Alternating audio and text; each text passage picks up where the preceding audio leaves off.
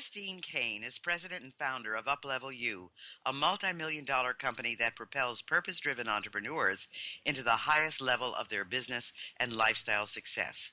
Christine has now worked with over 3,000 people in her Uplevel Your Life Mastery program and Uplevel Your Business program and blueprint, in addition to her popular workshops and retreats, where she teaches students how to create successful businesses based in their passion while creating an intentional life of meaning and soul. Welcome, Christine. Hey, thanks for having me. I'm so excited to be here. Oh, you're very, very welcome. Well, you started off your business path as a performer and songwriter. So how on earth did you become a coach and then go on to build a multi-million-dollar business? Well, yeah, it's a good question. I really did make the big leap into no longer having a job at all, starting off with the dream of playing music. And one of the things that happened few years was recognizing that in order to have a thriving business as a musician, I had to really get clear on how to run a business.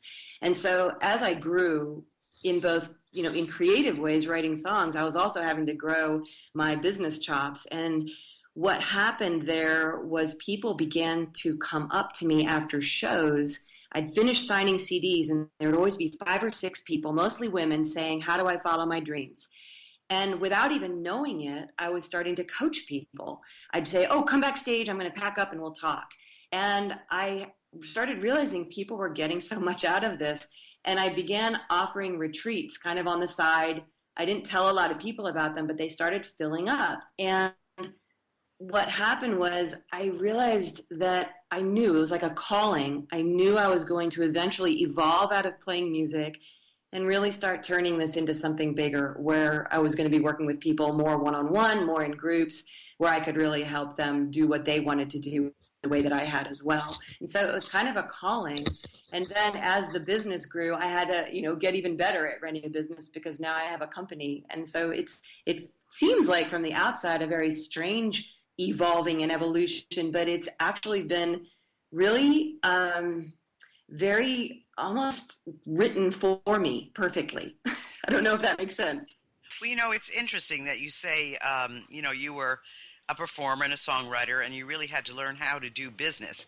And I have found that there are a lot of people years and years ago, I ran a modeling agency, and it was my own agency, and I was always trying to make especially the women, because naturally we had both male and female, but the females were definitely in demand. And I would say to them, it's not only your ability to be able to look great in front of a camera or on a TV commercial, but you need to know how to run your business, and you need to know how to conduct this as a business. And so I think it's the same thing with you as a performer and a songwriter, that whatever you're doing, you still have to run it as a business. And many of us think of artists as artists, but, you probably never thought about business playing a role for you. So I understand that your message is a little different from other coaches. So describe that for us. How are you different as a coach? Oh, it's interesting. I mean, I love that you talked about that with the models, because that seems to be the key piece, is that a lot of us, we want to do our skill set. We want to do the thing we want to do, and we don't realize we have to build a structure and a business around us. And so when you're saying how do I coach people differently, a lot of it is about what I brought as an artist into this idea of being a business. And even becoming a coach, a lot of us is just, I just want to coach people, or I just want to be a model, or I just want to be an actress, I just want to be a realtor. I don't want to have to think about business. And so the way I teach business, and where a lot of my clients have gotten so much results from this because they can think about it differently, is that I teach that in business you have the strategy track, which is where you find all of your marketing, all of your sales, your systems, all of your how to hire, all of your email sequences, everything that you do. But then you also have what I call the soul track. And the soul track is where we find our voice behind our communication. It's where we find our messaging of who we are. And a lot of us want to believe that one or the other is enough. It's where our strengths are. So we can't be all strategy without the soul, and we can't be all soul. Like I just want to just do my beautiful thing without the strategy. And so I show people that they've got to have, it's not just even one foot in each. You've got to just stand between and know what you're building as you're building it from both parts. And that's one of the challenges of business today in the times now, because more and more you're realizing I've got to be a, not just a business, but also a media channel and be good at this thing I deliver as well.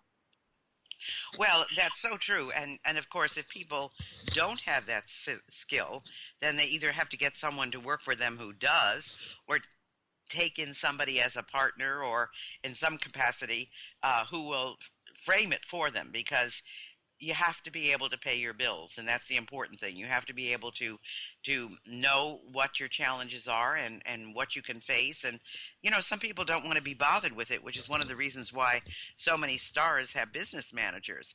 But So true. having Yeah. having and of course you have to have a good business manager who's not going to end up stealing from you or embezzling, which I've known a few of them to do that as well. But having worked with new business owners in many different fields, what do you see as one or two of their primary challenges, other than really getting a process or understanding what business is? Yeah, yeah. Well, it's funny you brought up the people who have gotten messed up by managers and that kind of thing. I mean, we can name many famous people whose story of having that happen because they've given their own power over to somebody else. And I think one of the primary challenges is right now there is a huge growth in solopreneurs, like people starting their own businesses from their home. And so what happens is when they feel overwhelmed or they feel like they can't manage a certain area, like, well, I don't want to do the strategy, they will either hire somebody bad, like because they don't know how to hire anybody and they're just giving, it's more giving of their power over to that person, or they do what I call, like, they just reach for tactics. So we see a lot of people just trying to just, well, that person did that, I'm going to throw that out there. And it's rampant in internet marketing where it's like, try this, do this, try that. And people are getting exhausted because it's like duct taping their business together. They're Well, literally it's so just trying true. to just hold on. Yeah. Well, And you're right. I mean, many people are just involved, and people don't, I think, really understand until somebody sits them down and explains it to them, the difference between strategy and tactics. And tactics are the things that you do to fit in and achieve the strategy that you have put out there. So first you have to decide what is your strategy, and then you have to decide what are the tactics that you're going to do to reach that. And so I think it's important for people to understand that big difference between strategy and tactics. yeah, and So can I yeah, give an example of that really works absolutely. Go well? Okay, ahead. so one of my clients is in the movie industry. She's in Hollywood. And when she first started working with me in my Up Level Your Business program, everything had just fallen flat and she could not get business and she was freaking out. And we were talking about warm letters. I taught her about how to send warm letters to stay in touch with people. And now that's a tactic, right? It's a tactic. I love what you just said about that. But what happened for her, anybody could just reach out and say, I'm going to do warm letters. I'm going to do warm letters. Well, Jen started to send warm letters, but what happened was she started really aligning with her voice, with the soul track.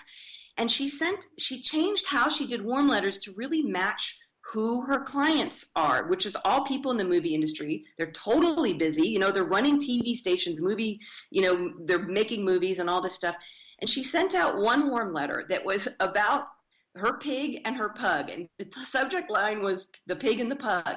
And it was how her pig ran away with her pug down the street. And she just put a photo in it. It was a simple warm letter, but it made her literally in the next week $98,000.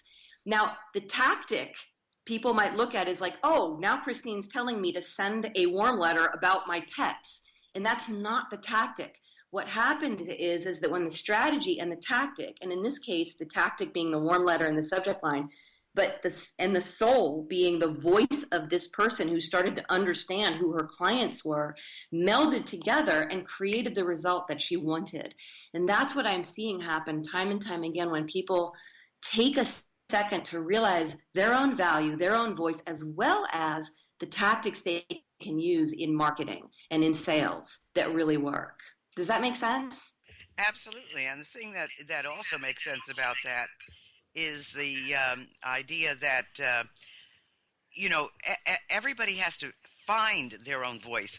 What Jen was going to do would not necessarily resonate with what Gail is going to do or what Christine is Not going to do. and who your ideal client is, it's just empty for you. You're just stuff. And that's where so many solo business owners get so frustrated is they don't know how to work with their marketing, how to work with their message. Well, not only do they not know how to work with it, but as you said earlier, most people don't want to do it. And I know that the trend now is to have it done for you. You know, hire somebody and let them do it for you because that's not what I like. That's not what I'm good at. But a very wise person once said to me, there are two things you never abdicate. One is marketing and one is your checkbook.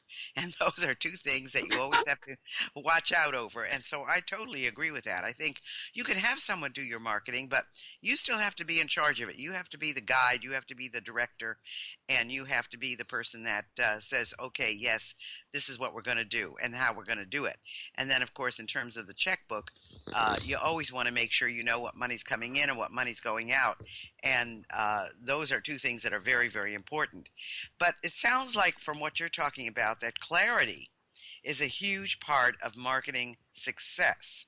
So share some things that business owners have to get clear about when it comes to marketing and selling. And also, you might want to do a little song and dance about the difference between marketing and selling. Because a lot of people think when they're selling that they're marketing, and they're not. And a lot of people think when they're marketing, they're selling, which they're not. So I don't know if you want to talk about that a little bit. Oh, I could totally go on that. First off, I want to tell people. I mean, we've all listened to you. I mean, you have fans. I've listened to a ton of your interviews, Gail, and what you just said is like one of those writer downers that I get when I listen to you, because what you just talked about, that whole offloading, like I'm just going to hire someone to do my marketing. I was coaching a woman in front of our room in our mastermind who was saying, okay, I hired this person, and she said, and she's over there doing all that stuff, and she had her back to her business. And I stopped her and I said, do you realize that as you're standing here right now, your back is to your business? Because she was just pushing it away.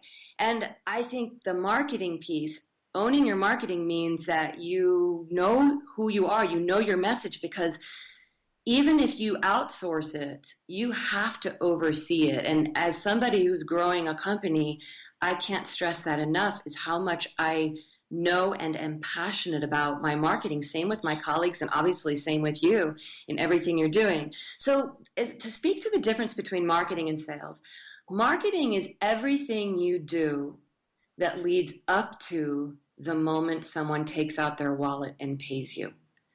And selling is everything you do in that moment when they're taking out their wallet and paying you.